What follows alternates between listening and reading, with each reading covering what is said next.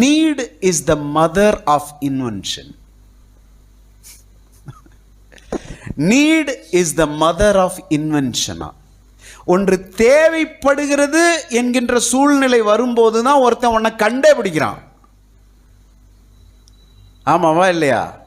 ஒன்று தேவைப்பட்டுச்சு, பல்பு தேவைப்பட்டுச்சு, வெளிச்சம்னு ஒன்று இருந்தால் நல்லா இருக்குமேன்னு ஒருத்தன் நினைச்சான். ஒரு வெளிச்சத்தின் தேவை இருந்துச்சு. தாமஸ் ஆல்வா எடிசன் என்ன பண்ணாரு? பல்பை கண்டுபிடிச்சாரு. ஏன் கண்டுபிடிச்சாரு?